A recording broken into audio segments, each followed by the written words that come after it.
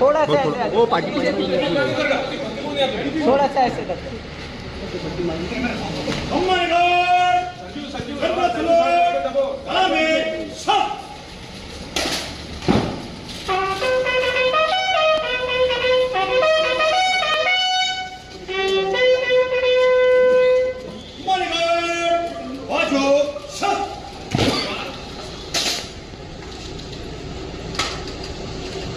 श्रीमान guard निरीक्षण के लिए तैयार है। गार्ड बगान शत, गार्ड विसर्जन। नागपूर शहरातले जे काँग्रेस अध्यक्ष आहेत त्यांनी असं म्हटलेलं आहे की तुम्ही पोलिसांयुक्त म्हणून रुजू झाल्यानंतर त्यांचा एन्काउंटर होऊ शकतो, कारण काही भाजप नेत्यांना त्यांना अर्बन नक्सली असल्याचं संबोधलं होतं, त्यावरून त्यांनी एन्काउंटरची भीती व्यक्त केली तुम्ही रुजू झाल्यानंतर. आणि त्यालाच ऍड करून असं विचारतो सर, त्या भाषणामुळे किंवा त्या क्लिपमुळे खूप त्याच्यात वेगवेगळे अर्थ काढले जातात, तुम्हाला काय वाटतं? एकच उत्तर मी देईल, त्यामुळे अजून त्या अनुषंगाने काही प्रश्न असेल तर विचारू शकतो. हे पहा, सगळ्यांचा आम्हाला प्रचंड आदर आहे, सन्मान आहे. विथ ड्यू रिस्पेक्ट मी आपल्याला हे सांगू इच्छितो की मी एक भारतीय पोलीस सेवेतला अधिकारी आहे. माझी कटिबद्धता ती जी आहे ती भारतीय संविधानाशी आणि संविधानातल्या मूल्यांशी आहे. त्यात जी मार्गदर्शक तत्व सांगितलेली आहेत, रूल ऑफ लॉ मेंटेन करणं हे माझं प्राथमिक कर्तव्य आहे.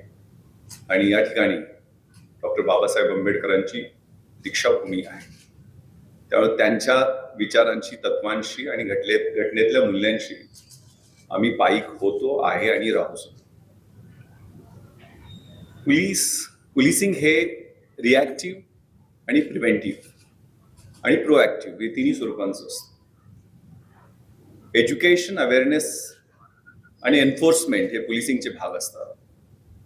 कायद्याचा ज्या वेळेला आम्ही अंमल करतो त्या अंमलाबरोबर जनजागृती करणं आणि शिक्षण, लोकांमध्ये प्रबोधन करणं हे सुद्धा पोलिसांचं कर्तव्य आहे. त्यामुळे ज्या सामाजिक, सांस्कृतिक संघटना असतात त्यांचे जे रचनात्मक आणि होकारात्मक कार्यक्रम होतात, त्या कार्यक्रमामध्ये जाणं आणि तिथल्या युवकांना, वृद्धांना, मुलांना, स्त्रियांना मार्गदर्शन करणं, प्रबोधन करणं हे आमचं कर्तव्य आहे. अगदी 4 दिवसापासून या विषयावरती खूप चर्चा होत आहे. त्यामुळे मी हे सांगू इच्छितो की हा जो कार्यक्रम आहे तो 19 एप्रिलला आयोजित करण्यात आलेला होता. याचं निमंत्रण घेऊन सकल हिंदू समाज, सानपाडा इथले प्रतिनिधी माझ्याकडे आलेले होते. हे प्रतितयश आर्किटेक्ट्स, डॉक्टर्स, चार्टर्ड अकाउंटंट्स असे प्रतिनिधी मला निमंत्रण द्यायला आलेले होते. आणि ते निमंत्रण माझ्याकडे अजूनही आहे, ज्यामध्ये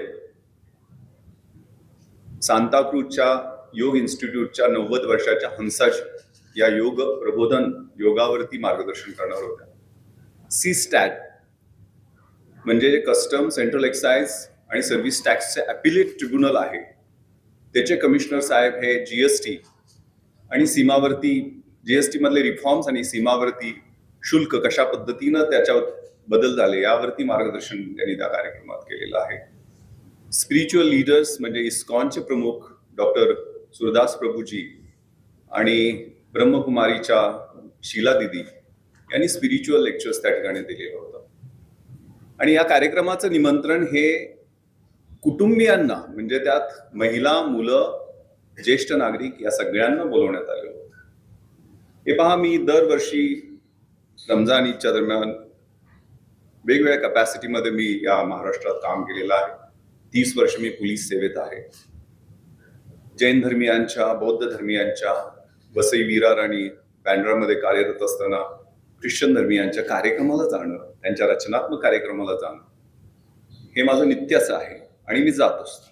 हाही कार्यक्रम संध्याकाळी माझ्या ऑफिसच्या आवर्स नंतर होता, त्यामुळे हा 8 वाजताचा कार्यक्रम होता. त्या कार्यक्रमासाठी मी गेलेलो होतो. आणि त्यामध्ये जसं मी इफ्तार पार्टीला बोलतो की एक ही सपने खडे हो गए दोनों नर कोई रहा बंदा नवाज, म्हणजे सुराल फतियापासून मी माझ्या भाषणाला सुरुवात करत असतो.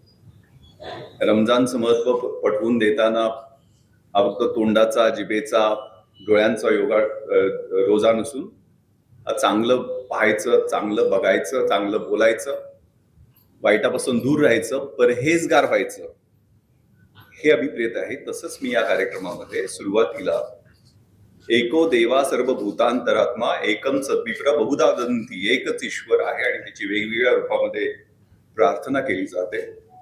मी या भाषणामध्ये तैत्तरीय उपनिषदामधला शांती मंत्र सांगितला, ज्याच्या क्लिप्स म्हणजे सिलेक्टिव्ह एक छोटीशी क्लिप ठेवली, पण दुसऱ्या पण क्लिप्स आहेत, आपण कृपया पाहाव्यात.